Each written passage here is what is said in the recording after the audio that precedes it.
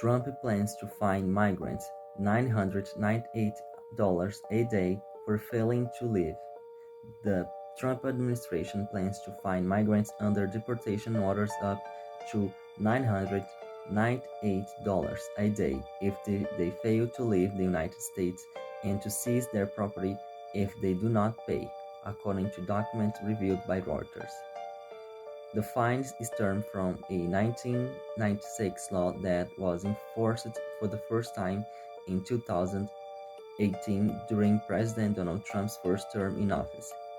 The Trump administration plans to apply the penalties retroactively for up to 5 years, which could result in fines of more than $1 million, a senior Trump official said, requesting anonymity to discuss non-public plans.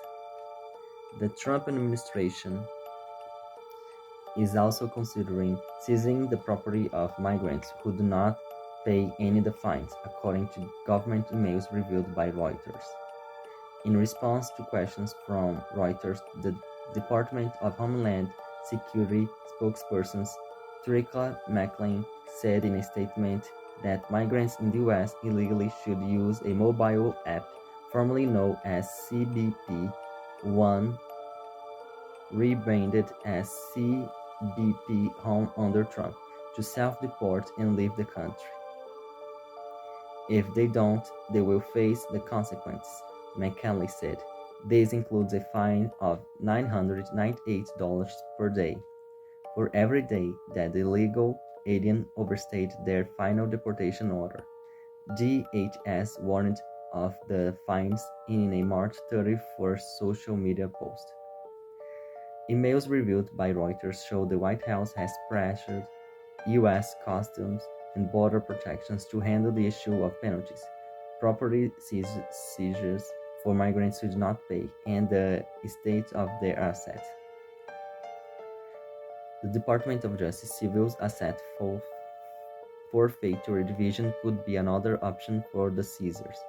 One email said President Donald Trump kicked off a sweeping migration crackdown after taking office in January, testing the bounds of U.S. law to increase arrests and deportations. The planned fines target the roughly 1.4 million migrants who have been ordered removed by an immigration judge. White House pressure.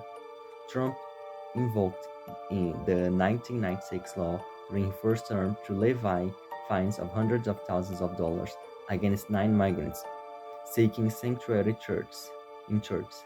The administration withdrew the penalties, but then proceeded with smaller fines of about $6,000 per person against at least 4 of the migrants, according to court records. President Joe Biden stopped issuing the fines and re-signed related policies when he took office in 2021.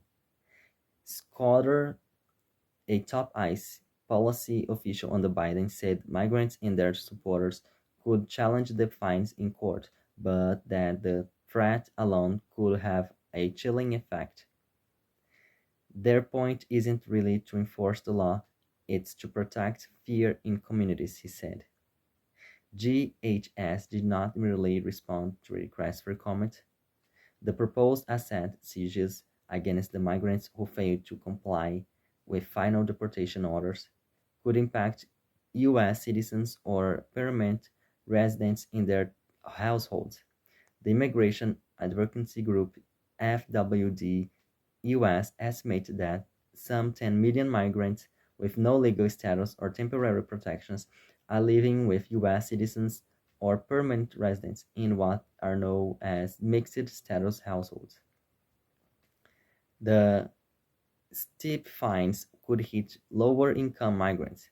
An analysis of 2019 census data by the non-partisan Migration Policy Institute found 26% of households with unauthorized migrants had incomes below the federal poverty line. Trump has said people with final deportation orders should be a priority for removal, although many have families, jobs, and established ties in the U.S. The White House National Security Council, Stephen Miller, Deputy Chief of Staff for Policy, have been pressing CBP administrate the fines and handle seizures, a CBP official wrote in a March 31 email reviewed by Reuters. But a CBP memo a day later, also reviewed by Reuters, argued for ISIS to take on the task. Instead, the memo said that CBP systems do not currently support this type of immigration fine and that upgrading it could lead to a significant costs and implementation delays. The memo anticipated CBP would need at least 1,000 new paralegal specialists, up from the current staffing on 313. The start date for the fines remained unclear. GHS did not comment on Miller's involvement or the technical aspects of implementing the penalties.